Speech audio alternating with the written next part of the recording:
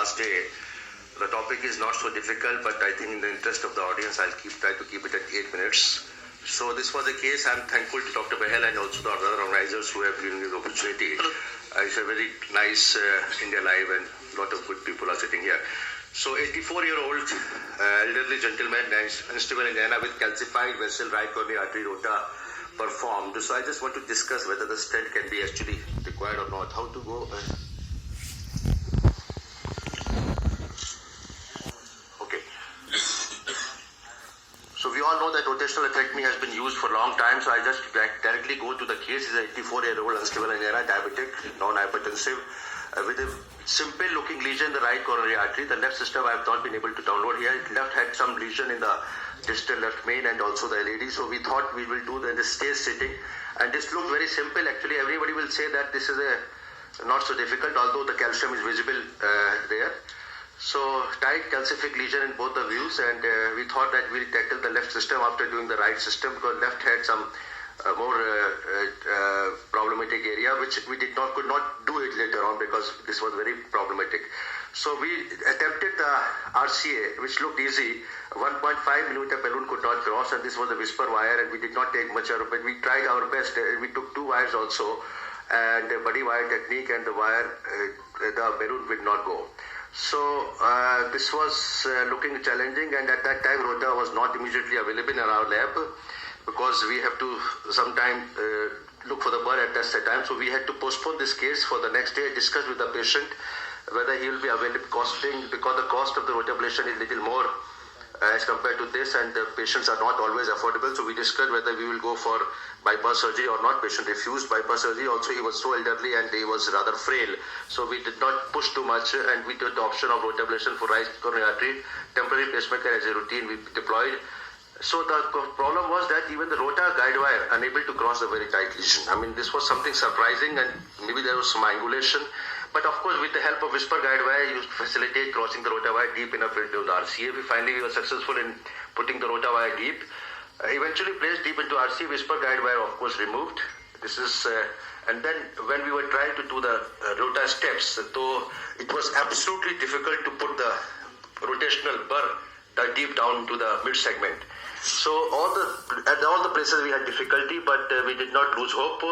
But with the help of multiple attempts required, whatever not crossing the lesion, and you can see it is jutting out. So when the guide was jutting back, so what we did was that multiple attempts required, whatever finally crossed. So you can see in this way, finally it went down. And in the next view, I think it went further down, and 3 such passes were made with the help of 1.5 millimeter ROTA burr. So we thought that this is a good, at this point of time, result. I think I have shown. This was the result at this point of time, and the ROTA guide wire removed, and you can see that we have a good minimal diameter. And now we wanted to do a balloon, and then of course stent, which is a routine procedure in all the rotational atherectomy cases.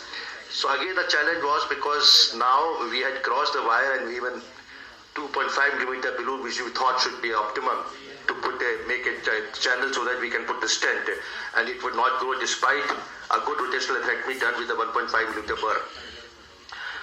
There were 2 options. We should have gone for a 1.75 millimeter balloon, burr, or else we should try at least 2 millimeter balloon to cross it.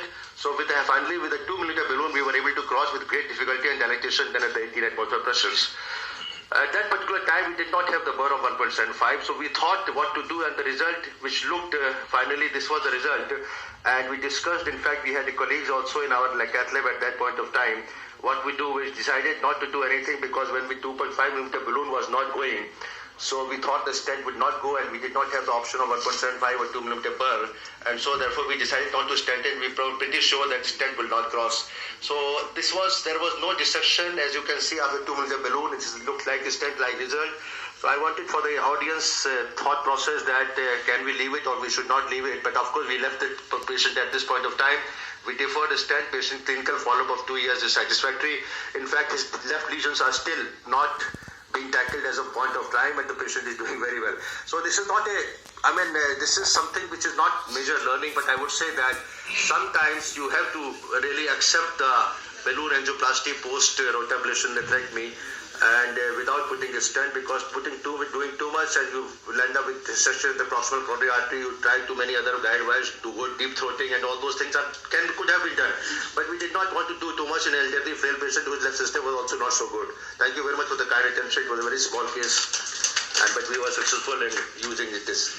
Thank you, Dr. Gupta. You had an excellent result with the ROTA itself, and there was no dissections. And the restenosis with the calcified lesion is less compared to the other soft lesions.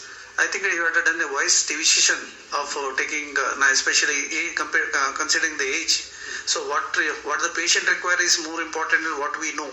So I think it is I agree. I feel most of you will agree. If you have any other suggestions, you can give it. What you said? If you had FFR, the suggestion is even if your FFR was not in good way, we were not able to put the stent, you were sure. But of course, we could have done a larger burr. We could have used. That was the only thing which we were. What would you like to do? Many times when you live, you have calcific lesions like this. They remain stable. Same. They remain stable. Yeah. Did you think of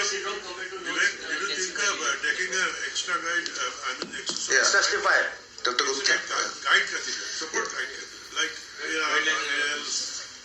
Other views. guideline. No, we did not use that. So there were several other things we could do in such situation. One is because your guide catheter itself was not giving a good support because it was jute. You could have re-throated another catheter. So you could have a putty wire to extend, or you can have another balloon to support the guide catheter. So that's one thing. The other thing is guide liner is one of the best in this type of circumstances. So you get a balloon across the lesion, 2 millimeter also inflated. Over there, get the guide liner right across the lesion if you want to, or at least at the lesion. Because I personally don't agree with the idea. But see, whatever happens in the long run is always, you can always say it is good, but how do we know that will happen? That's true. Suppose he closes down and he already had disease on the left side, then it could have been a catastrophe. So I don't think you can leave this lesion. That would be the last resort if you can't do